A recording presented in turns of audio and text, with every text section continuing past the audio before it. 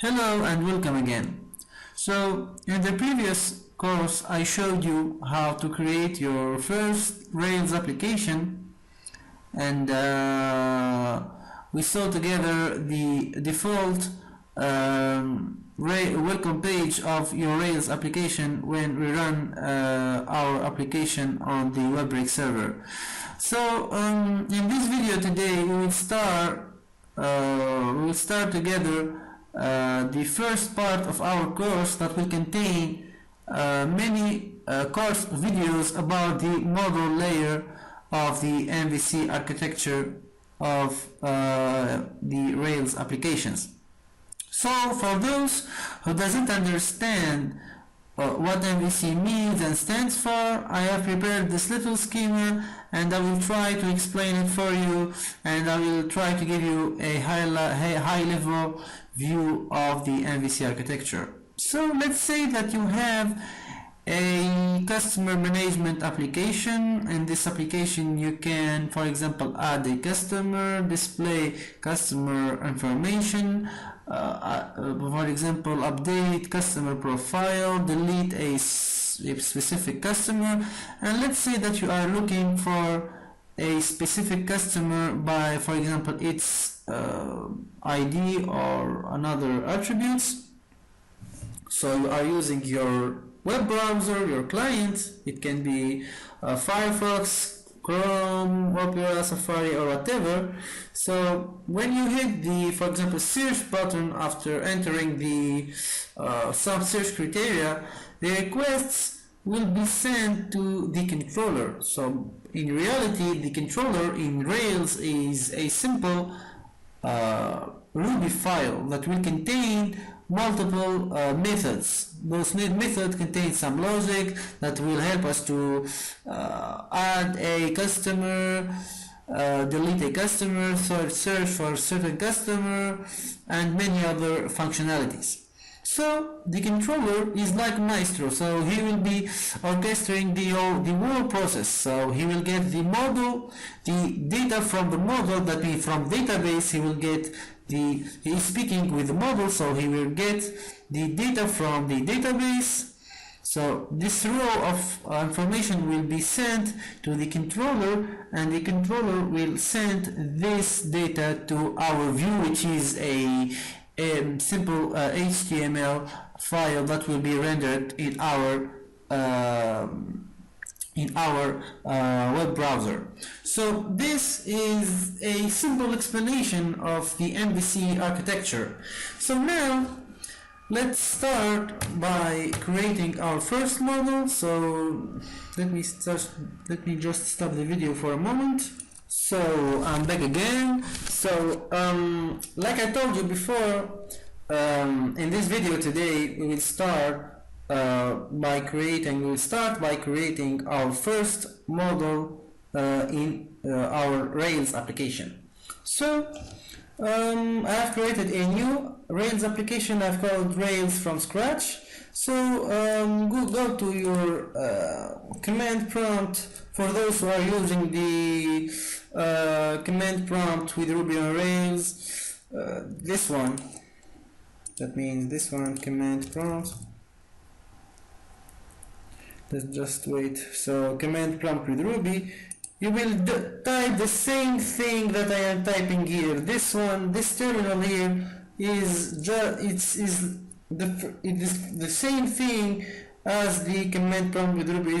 This one is just integrated inside the RubyMine IDE. So the first thing you need to do is to go to your project directory. So cd, my project is inside C drive under Rails workspace.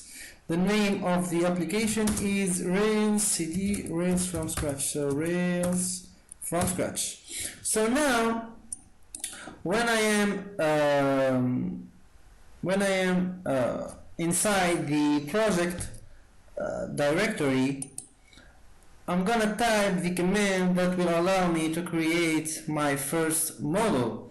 So the first keyword you have to type is Rails. So Rails is a keyword, then followed by space. Then you have to choose. You can type generate. Generate is a keyword. You can type the whole word generate, or you can just type G. So Rails space G or generate. G is a shortcut for generate, so Rails space G space, and then you have to type the third keyword is model. So Rails G, and then the third keyword is model, and then you will specify the name of your model. For example, in my case, I'm going to create my customer model. You can create, for example, department model. You can choose actually the name of your model depends on your need and the need of your application. So in my case, I'm gonna just choose customer because I will be just giving a simple example. So after typing the name of your model, of course the name of your model must start with an uppercase. Now of course a customer must have attributes. There is no customer like that without name or last name or an age. So if you want to give your model attributes, you have to follow the following syntax. So if you just want to create a model without attributes, you have to type this command like that and just hit enter, and your model will be generated without attributes, and the database table called customers will contain 0 columns. But if you want to give your model some attributes, you have to follow the following syntax. So for example, let's say that our customer have a name, so name. The name is then after typing the name of your attribute, you have to type after it column, and after the column you have to specify the type of your attribute. So the name is of course of type string, then let's give it last name column, and let's type the type of our attributes, and let's just add the last one is age, and it is of type integer. So this is how we create our a model in Rails, and this is how we specify the attributes of our model, and then you have to hit enter. And there is many other types of attributes, and this is I think is not a non-exhaustive list of the types that you can use on the attributes type. So there is binary, string, time, text, boolean, date, datetime, decimal, float, integer, primary key if you want to specify a primary key for your model. And by default Rails automatically generate a field inside your model called, for example, called ID. It's automatically generated by Rails, so you don't have to specify primary key because you don't have to specify the primary key when you are creating your model. So Rails will create it automatically for you, and we will see that when we will create our database table. So the generation of the model is complete. So as you can see in the output here, some folders and file has been created. So the first one is db migrate /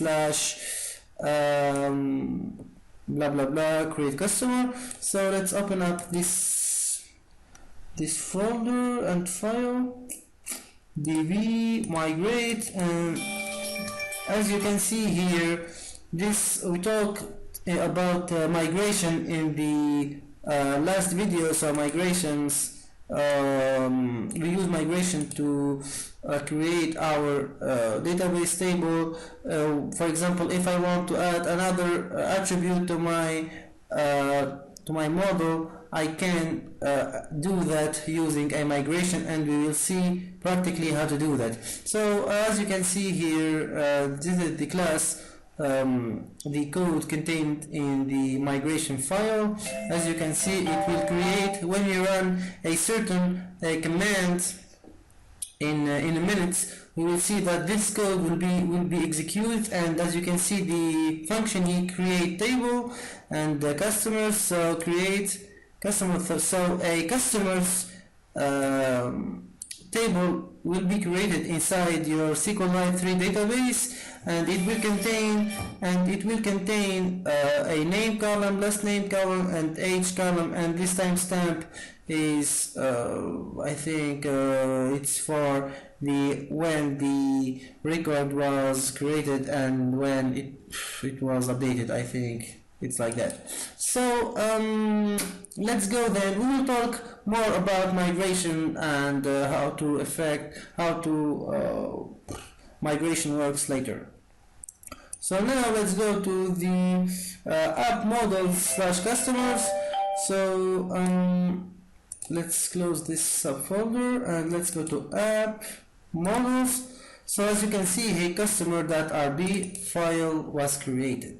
So this is your class. This is your model is class. So it's a simple class, Ruby class that inherits from active record, and that's all. And we'll be writing some codes here later when we'll go deeper inside the model layer.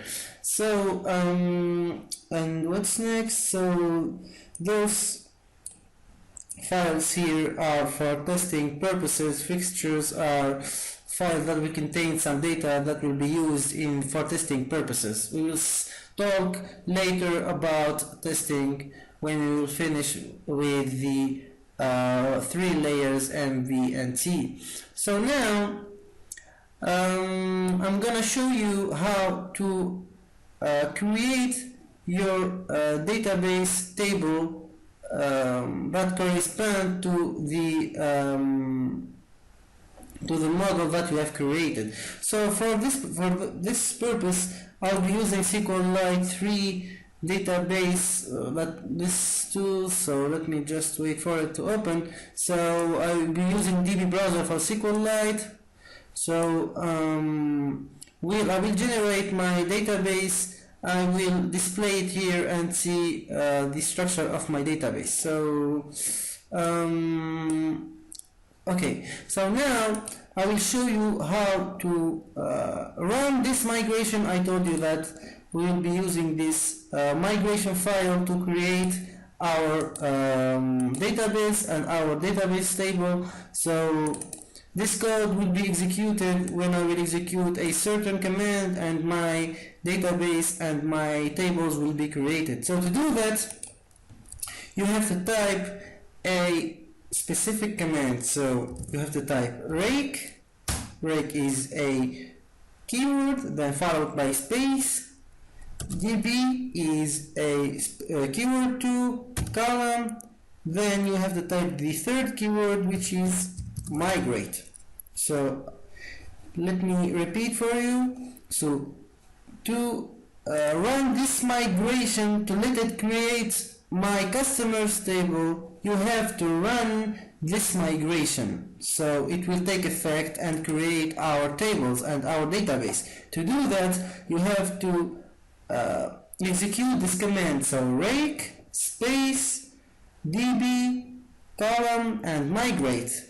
So like this, we will generate and create our database, and we will fill it with our tables, which is the customers table, because we have one model which is customer. So let's hit enter and let's wait for it.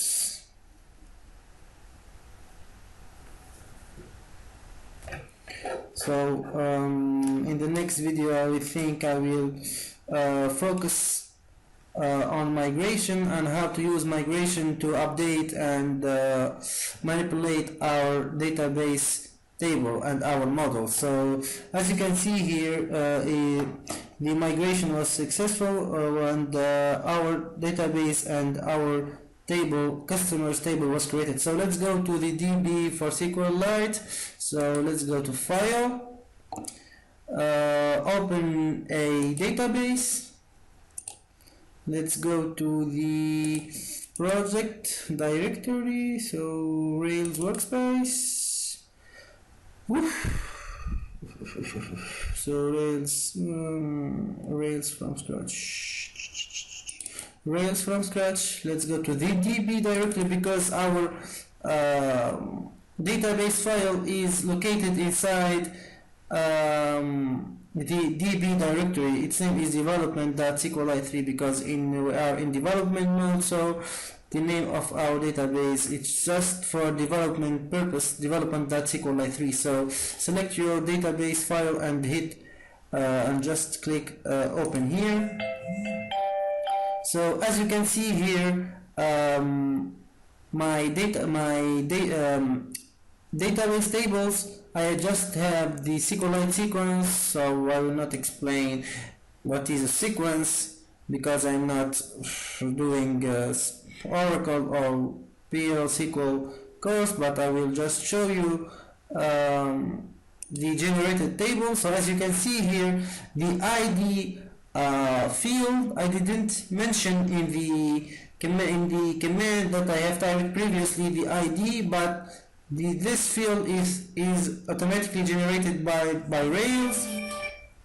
The name field is of type varchar, the last name, the age, and those the timestamp thing in the migration, as I told you before, is for created at, it's of type datetime, and updated at, it's for this purpose, to specify and when the record was created and where he was lastly updated.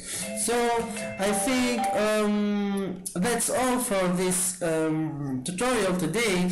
I will not make it longer. In the next video I will show you how to use the Rails console to enter some data to our inside our tables, and I will show you how to use how to manipulate the migration file and how to update our model and to put some modification inside our model using the migration file. So see you then. Bye bye.